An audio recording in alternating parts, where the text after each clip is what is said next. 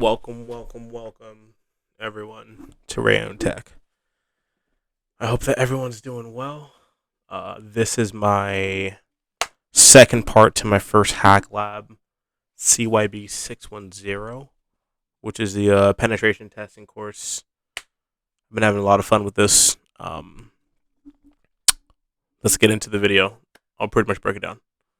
So, for the concept of the lab, the instructions were the director of IT has asked me in order to present a mitigation strategy at a conference. So it's best to know that the way to present this type of strategy would be some sort of video and kind of show how I would be able to gain access to a system. Also, kind of give a summary of some of the mitigation techniques which could be used in terms of helping protect the system.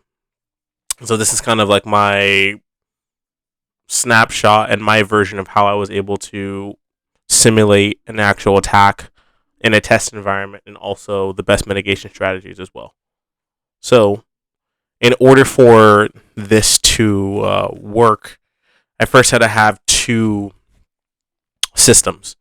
The first one was a Kioptrix level 1 machine.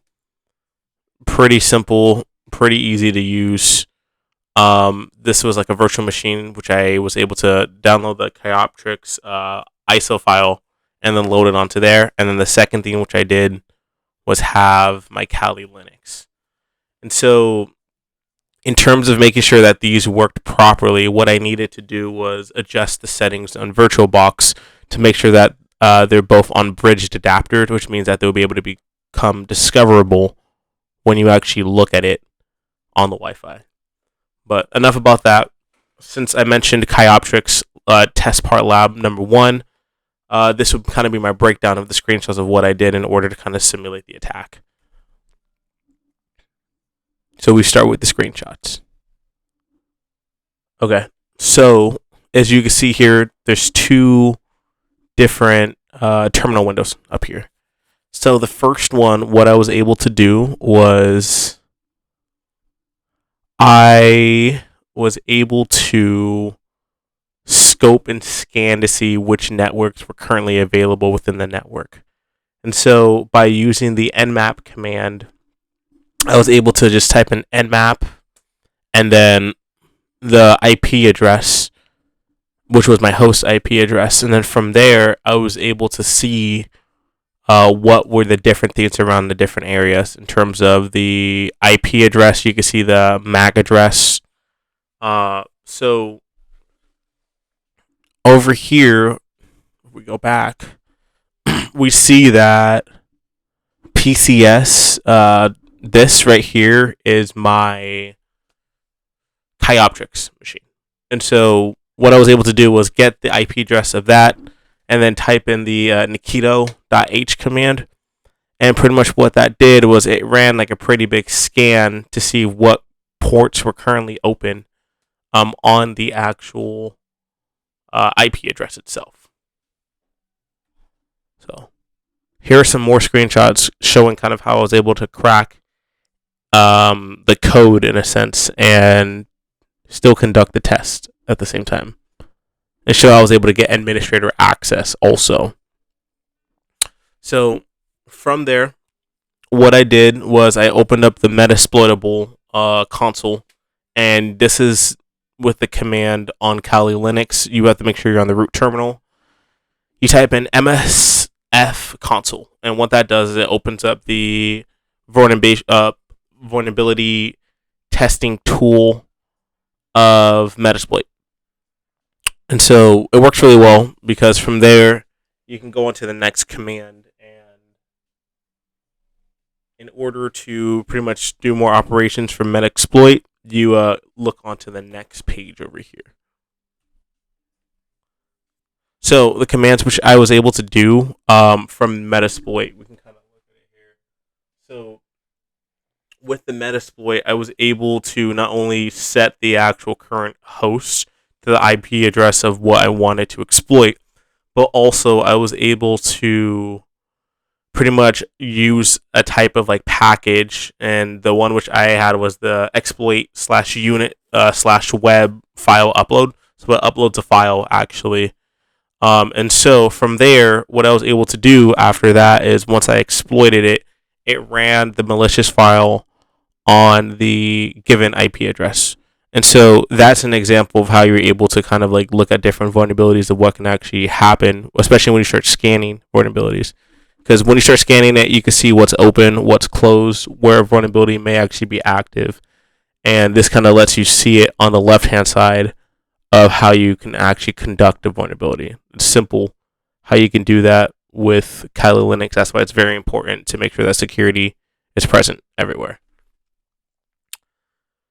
So yeah, as I mentioned, if you look at the second image over here, so it shows an example is port 80 TCP that's open, and so that's not good because when that's open, you have to make sure that it's not only closed but make sure it's protected at the same time. So that's just kind of like a way where you can kind of read the different logs based off of the scan of what you get for the results. So those are pretty much how I was able to get into the Kioptrix virtual machine, conduct the attack from there, and then also kind of just analyze it to see the different information around it. So, in terms of vulnerabilities, the next best thing would be to kind of give you a breakdown of each one. And I think for me, I'm more of a visual type of learner. So I created a flow chart, which will kind of give you like the little breakdown of it, and it should be able to bring more insight into the different types of vulnerabilities which could occur, especially within penetration testing. All right. Let me zoom in on this one real quick. All right, there's a couple things here. So we start with the definition, the summary, and the categorization. Number one, buffer overflow. Buffer overflow, what this is known for doing is making sure that the capacity which is on an actual device is going to be exceeded. And so what that can do is actually crash your system. And so because that can crash the system, it could slow down operations, it could take financial resources, and it's very important to understand that you have to make sure you have prevention recovery methods for this. And this is the type of vulnerability which could happen. Number two is privilege escalation. This is the type of attack technique which is used when people try to gain access into a low credential in order to gain access into a higher credential. And so what starts to happen is they try to like move either horizontally or vertically between the different types of structures within an organization. So let's say from a low level employee all the way to a higher level employee so they can get more access, control the actual operating system, control the network. So it's very important to understand that privilege escalation is real, and you have to make sure that you have a lot of different types of verification and security measures. Number three, rootkits. Rootkits, the definition of this is known for being a malicious software where it tries to gain root access to a system. But because it's malicious, it also has the intent of being concealed and hidden at the same time. And so this is a type of malware where if it actually infects your root system, then it's to the point where you have to not only reset your operating system, but just make sure that you have recovery methods needed for that, for whichever operating system you're using. Number four, Trojans. Trojans are known for being malicious piece of software that's made to look legit. So it pretty much is a fake type of software where you click on it and you think it's real, so you download it. But what it's actually doing is creating a malware and a virus which could go into your system. And so it's a type of malware, and it would be running thinking that it's a legit app. And so it kind of reminds us of Rome with the Trojan horse. And so where with the Trojan horse, they presented it as a gift where they felt like, oh, this is an amazing gift. But the reality was that there were soldiers inside, and then the empire was able to fall because of the deception. So that's exactly what a Trojan is. So it's best to not only just have different types of scanners, security vulnerability scanners, but it's best to ensure that this is very important to just watch for.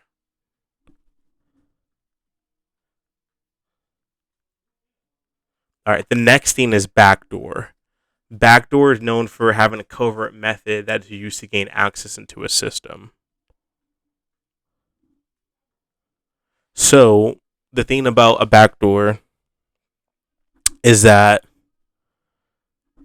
if malware isn't patched, then what starts to happen is it's able to become like an easy way for people to gain entry back and forth.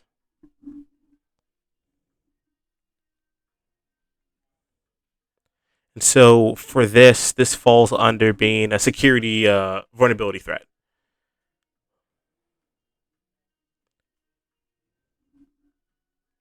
So next we have our viruses. So this is known for being a malicious type of software which it spreads onto the files which infects the host software. And so it kind of has like a similar type of effect as a worm. And what a worm does is that it will spread from one type of operating system and try to move to different resources as well. And so the worst thing about this is that viruses also have the ability to steal information and also corrupt potential data as well. The next one is return oriented programming. And so what this is the type of technique which is used by the attacker where they try to execute code during times where security is less present within an application. So let's say they just finished an update or they just finished coding for the day. Around like those late hours, someone will still try to like return something with that, and that's like an example. That's an example of trying to exploit the system, which is like an exploitation technique. Lastly, we have our common social engineering attacks, and so what social engineering attacks are known for. They're known for being a type of attack where they kind of manipulate the emotion of the victims, and also what they try to do is get credential and like critical confidential information at the same time from like their actual victim. So this is based off of human psychology. And so what this does that it creates vulnerabilities in which the user would like accidentally like perform. So an example is if someone's just like, "Hey, this is a fake link," but they're not letting them know that it's fake. There's like, "Please click on here to subscribe, resubscribe back to your subscription." They click on that, accidentally enter in their sensitive information, and then before you know, boom, that information can be swooped, it can be taken, it can be sold, it can be hacked. So this is a type of attack type. So buffer overflow, rootkits, backdoor, ROP, common social engineering attacks, viruses, trojans, and privilege escalation. These are different types of malwares, vulnerabilities, threats, attacks, and different types of techniques used for exploitation. So that's my little breakdown of like my part 3 lab for CYB 610. Thank you guys so much for just tuning in. I'm going to be dropping more content. There's going to be more videos coming in soon. But other than that, you guys stay blessed. Stay amazing. Salute. Peace out. Much love. Rayo and Tag out.